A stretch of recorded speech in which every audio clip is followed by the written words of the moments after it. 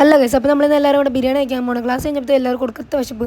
അപ്പോൾ പിന്നെ എല്ലാവരും നേരെ ബാഗും എല്ലാം എടുത്ത് നേരെ ബിരിയാണി കഴിക്കാൻ പോകും. അപ്പോൾ ഇവിടെ കുഞ്ഞുട്ടൻ്റെ ഫാമിലിയും ഫുള്ള് കോട്ടൊക്കെ ഇട്ട് അടിപൊളിയായിട്ട് അവരെല്ലാവരും കൂടെ പോവാണ് ഗൈസ്. അങ്ങനെ ഞങ്ങൾ ഫൈനലി ബസ് കയറാണ്ട് കാത്തിക്കാണ്. ഇവിടെ എല്ലാവരും ഉണ്ട്. എല്ലാവർക്കും വിശന്ന് പണ്ടാരടങ്ങിയിരിക്കുകയാണ്. നമ്മൾ വൈകുന്നേരം 4 മണിക്കാണ് പോകുന്നത്.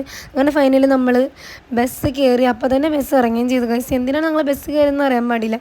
അങ്ങനെ പിന്നെ ബസ് കയറി ഇവിടെ ഇറങ്ങിയപ്പോഴാണ് മനസ്സിലായത് സ്ഥലം മാറിപ്പോയി. പിന്നെ അങ്ങോട്ട് നടക്കലിറങ്ങി തിരിഞ്ഞ് നടക്കണ അവസ്ഥ. എൻ്റെ പൊന്നെ വിശന്ന് പണ്ടാരടങ്ങിയിരിക്കുകയാണ്. എങ്ങാനും തലയിറങ്ങി വീഴുമോ എന്ന് എൻ്റെ പേടി. അങ്ങനെ പിന്നെ ഞങ്ങളെല്ലാവരും കൂടെ അങ്ങോട്ട് നടക്കലായി. വെറുതെ അയാൾക്ക് 10 രൂപയും കൊടുത്തിട്ട് 3 സ്റ്റോപ്പ് നമ്മൾ നടന്നു ഗൈസ്. അങ്ങനെ അവസാനം നമ്മൾ ബിരിയാണി കട കണ്ടുപിടിച്ച് ഗൈസ്. എൻ്റെ പൊന്നോ, നടന്ന് ഉപ്പാട് കളിക്കുന്നത്. ഇവിടെ എല്ലാ എണ്ണവും അട്ടിയിട്ട് ഇവിടെ ഇരിപ്പുണ്ട്. ഇനിയിപ്പോൾ ബിരിയാണി വരാനുള്ള വെയിറ്റിങ്ങിലായിരുന്നു. അങ്ങനെ ഫൈനലി നമ്മൾ ബിരിയാണിയുടെ എത്തിയിട്ടുണ്ട് ഗൈസ്.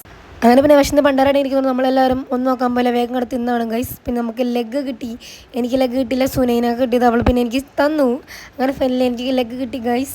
നിങ്ങൾക്ക് ചിക്കനിലെ ഏത് പീസാണ് ഇഷ്ടം എന്നൊന്ന് കമൻറ്റ് ചെയ്യണേ. ചേട്ടാ കുറച്ച് ചോറിട്ടെ. വേണ്ട. ലേശം മോരൊഴിച്ച് കഴിക്കാനായിട്ട്. വേണ്ടെന്ന്. ഇത്തിരി തൈര് ഒഴിച്ചെന്ന്. തന്നോടല്ലേ പറഞ്ഞു വേണ്ടെന്ന്. എവിടുന്ന് വന്നുണ്ട് ഈ പന്നി? അല്ലേ കുറച്ച് ചോറിട്, തൈര് കൂട്ടി കഴിക്കാം. അങ്ങനെ പിന്നെ നമ്മൾ നേരെ ഫുഡൊക്കെ വെച്ച് ബില്ലൊക്കെ പേ ചെയ്തിട്ട് നമ്മളെല്ലാവരും നേരെ വീട്ടിൽ പോകാണ് കേട്ടോ. ഞങ്ങൾ കുറച്ച് പേര് പാലനടുത്തേക്കും കുറച്ച് പേര് അവരങ്ങോട്ടേക്കും പോകുന്നുണ്ട്. അങ്ങനെ പിന്നെ ഇന്നത്തെ വീഡിയോ ഇത്രക്കുള്ളൂ. Okay, bye, see you. അപ്പോൾ നമ്മളെ ഫോളോ ചെയ്യാൻ മറക്കരുത് കേട്ടോ.